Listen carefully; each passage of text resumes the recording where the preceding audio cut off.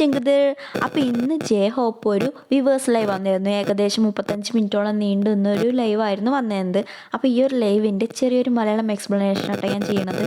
അപ്പോൾ ഹോബി ആർമീസിനോട് കുറച്ച് കാര്യങ്ങളൊക്കെ പറയേണ്ടതെന്ന് പറഞ്ഞിട്ടാണ് ഈ ഒരു ലൈവ് വന്നിരുന്നത്. പിന്നെ ഹോബി പറയുന്നുണ്ട്, ഇന്ന് ഞങ്ങളെ ആൽബത്തിലുള്ള സോങ് പ്രാക്ടീസ് ചെയ്തു. ഫസ്റ്റ് ടൈമാണ് ഞങ്ങൾ പ്രാക്ടീസ് ചെയ്തത്, എല്ലാവരും കൂടിയാണ് ഞങ്ങൾ പ്രാക്ടീസ് ചെയ്തതെന്നുള്ള കാര്യം ആർമീസിനോട് ഷെയർ ചെയ്യുന്നുണ്ട്. അതേപോലെ ഹോബീൻ്റെ ബാക്ക്ഗ്രൗണ്ടിൽ ടൈലൻ്റെ ഷനൽ സോങ് പ്ലേ ചെയ്തുകൊണ്ടിരിക്കുകയാണ്.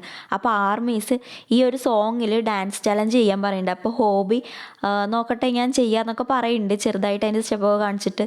അപ്പോൾ മേ ബി അതിൻ്റെ ഒരു ഡാൻസ് ചലഞ്ച് ഹോബി ഇടുമായിരിക്കും. അതേപോലെ തന്നെ ഹോബി യുങ്കിൻ്റെ ലൈവ് കണ്ട കാര്യം പറയുന്നുണ്ട്, ലൈവിൽ പൂച്ചേനെ കണ്ട കാര്യമൊക്കെ പറയുന്നുണ്ട്. അപ്പോൾ ഹോബി പറയുന്നുണ്ട്, ഞാനും റെസ്ക്യൂ ചെയ്ത 2 പൂച്ചക്കുട്ടികളൊപ്പമാണ് താമസിക്കുന്നതെന്ന് പറയുന്നത്. അതായത് ഹോബി വളർത്തുന്നുണ്ട് റെസ്ക്യൂ ചെയ്തെടുത്ത 2 പൂച്ചക്കുട്ടികളെ എന്നാണ് പറഞ്ഞത് കേട്ടോ. പിന്നെ ആർമീസ് ഹോബിനോട് തേക്ക് ബർത്ത്ഡേ പ്രസൻറ്റ് എന്തെങ്കിലും പ്രിപ്പയർ ചെയ്തോന്ന് ചോദിക്കുമ്പോൾ ഹോബി പറയുന്നുണ്ട്, ഞാൻ മൈസെൽഫ്, അതായത് ഞാൻ തന്നെ ഒരു ബർത്ത്ഡേ പ്രസൻറ്റ് അല്ലേ എന്നുള്ള കാര്യം ആർമീസിനോട് പറയുന്നുണ്ട്. പിന്നെ ഹോബി നമ്മൾ ജിമിനും ജക്കും കൂടി ആയുഷ്വറിൻ്റെ ആ എപ്പിസോഡ്സിലൊക്കെ കില്ലിങ് ഇറ്റ് ഗേൾ പ്രാക്ടീസ് ചെയ്യുന്നുണ്ടല്ലോ, അതിനെക്കുറിച്ച് പറയുന്നുണ്ട്. ആ ഒരു ഇത് ചെയ്യുന്നതിനെ കുറിച്ചൊക്കെ ഹോബി പറയുന്നുണ്ടായിരുന്നു കേട്ടോ. അവരങ്ങനെ ചെയ്തതിന് താങ്ക്ഫുൾ ആണെന്നുള്ള കാര്യമൊക്കെ ഈ ഹോബി പറയുന്നുണ്ട്. അതുപോലെ ന്യൂ ഇയറിനെ കുറിച്ച് പറയുന്നുണ്ട്. അപ്പം നെക്സ്റ്റ് ഇയർ ആർമീസും BTSും കൂടെ അടിച്ചു പൊളിക്കുക എന്നുള്ള കാര്യം കേട്ടോ ഹോബി പറയണത്. പിന്നെ അതേപോലെ തന്നെ ജിമിനെ കുറിച്ച് കമൻറ്റിൽ കണ്ടിട്ട് ജിമിൻ ഇപ്പോഴും ഭയങ്കര ഫണ്ണിയാണ്.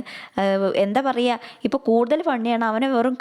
അവനെ കാണുമ്പോൾ തന്നെ എനിക്ക് ചിരി വരും എന്നുള്ള കാര്യം ഹോബി പറയുന്നുണ്ട്. പിന്നെ അതേപോലെ തന്നെ ഹോബീൻ്റെ പൂച്ചക്കുട്ടികളൊന്ന് കാണിച്ചു തരുമെന്ന് ആർമീസ് പറയുമ്പോൾ ഹോബി, എനിക്ക് അവരെ ഇൻട്രൊഡ്യൂസ് ചെയ്യണമെന്നുണ്ട്, പക്ഷെ അതൊരു നാച്ചുറൽ വേയിൽ ചെയ്യണം എന്നാണ്, അല്ലാതെ എനിക്ക് 2 പൂച്ചക്കുട്ടികളുണ്ട് എന്ന് പോലെ കാണിക്കണ്ട, അത് ഞാൻ ചെയ്യാമെന്ന് പറയുന്നുണ്ട്.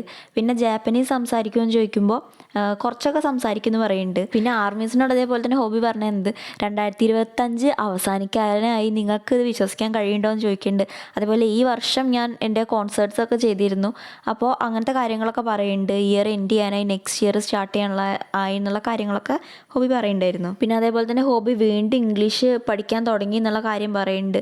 എനിക്ക് ഇംഗ്ലീഷ് നല്ല ഫ്ലുവൻ്റ് ആയിട്ട് സംസാരിക്കാൻ താല്പര്യമുണ്ട് എന്നുള്ള കാര്യം പറയുന്നുണ്ട്. പിന്നെ ഒരു കമൻറ്റിൽ കിലിനിറ്റ് ഗേളിൽ ഉണ്ടായിരുന്ന ആ ക്യാറ്റ് യുങ്കീൻ്റെ താങ്ങാണോ എന്ന് ചോദിക്കുമ്പോൾ ഹോബി അതുപോലെ ഉണ്ടായിരുന്നു കണ്ടല്ലേ എന്നുള്ള കാര്യം പറയുന്നുണ്ട്. അതേപോലെ ആർമീസ് ഹോബീനോട് ഐഫോൺ ആണോ സാംസങ് ആണോ എന്ന് ചോദിക്കുമ്പോൾ ഹോബി പറയണേ ഞാൻ ഇപ്പോഴും സാംസങ് ആണ് യൂസ് ചെയ്യണമെന്ന് പറയുന്നുണ്ട്. പിന്നെ ഹോബീൻ്റെ ഫേവറേറ്റ് കളർ ചോദിക്കുന്നുണ്ട്. അതേപോലെ ആൽബത്തിനുള്ള സ്പോയിലേഴ്സ് തരാൻ പറയുമ്പോൾ ഞാൻ എന്താ സ്പോയിലർ തരിക എന്നുള്ള ഹോബി ചോദിക്കുന്നുണ്ട്.